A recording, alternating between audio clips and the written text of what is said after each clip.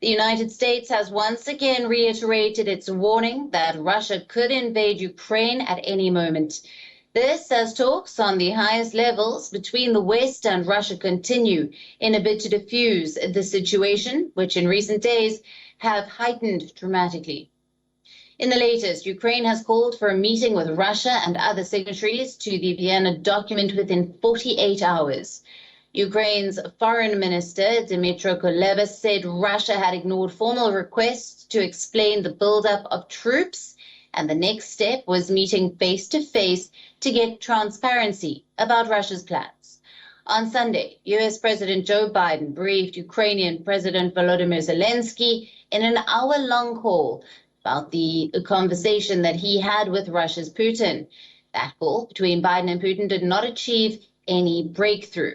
Zelensky's office said that President Biden had issued an invitation to visit Kiev in the coming days to show moral support and deliver a powerful signal to Russia.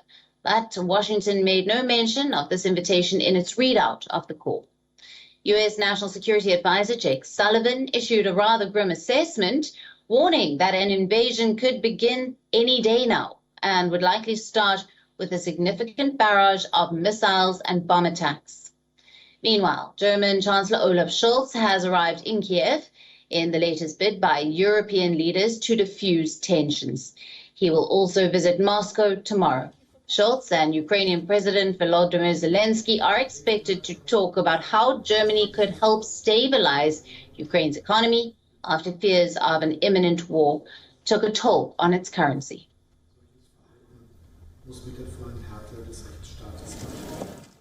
Now, for more on this, WION correspondent Trent Murray is joining us live from Berlin. Hello to you, Trent. Thank you for being with us on this broadcast.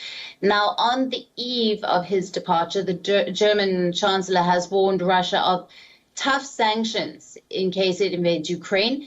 What can we expect when Olaf Scholz meets with Zelensky today?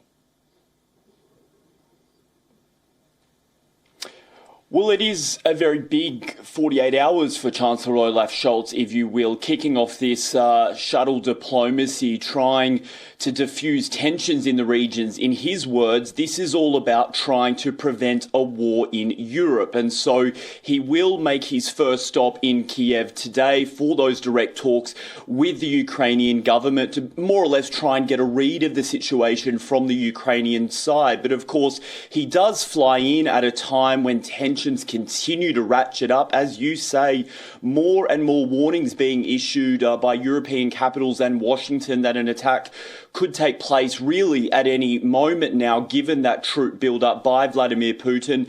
I think Chancellor Olaf Scholz will face some difficult questions when he's in Kiev, notably why Germany isn't joining, say, the United States and Great Britain in sending military aid, weapons to Kiev. They have certainly asked for them, but Germany has held off, saying it's got a long-standing policy of not sending weapons to conflict zones. I think he will try to retort by saying that Germany has given the most financial aid to Ukraine in recent years out of any other country, and they are trying to help with economic matters, as you said. But it, of course, comes as diplomats right across Europe continue to work very, very hard to try and defuse these tensions. But, of course, many countries now, including Germany, Israel, Australia, just to name a few, are telling their citizens that if they are in Ukraine, it is time to get out.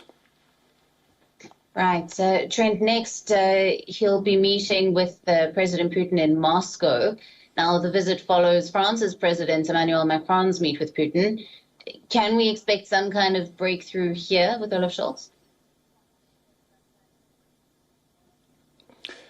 Well, there's a lot of pressure, I think, on this meeting, and I don't think the Chancellery here in Germany is trying to overestimate what they will be able to achieve. Of course, we know President Macron has held many of these, President Putin, I should say, has held many of these meetings with foreign leaders, and it doesn't seem to have de-escalated the situation too much. But nevertheless, Chancellor Scholz will go in with a message that he essentially has briefed already, saying that Germany is demanding immediate signs of de-escalation from Russia and that any further military aggression will have heavy consequences for Moscow. Now, specifically, what he is alluding to there is economic sanctions, also geopolitical sanctions. The big one, of course, everybody likes to ask about here is Nord Stream 2, that gas pipeline, which is due to open any day now, that will pump more gas from Russia directly to Germany. A lot of pressure on Berlin to make it clear to Vladimir Putin that if an attack takes place, that pipeline will not go ahead. He's been a little bit coy in trying to make public pledges on that, but we expect it will form part of the discussion. And as I say, Berlin works with a number of other European capitals to try and pull President Putin back here from the brink of war.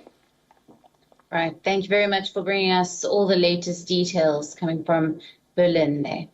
WION, now available in your country.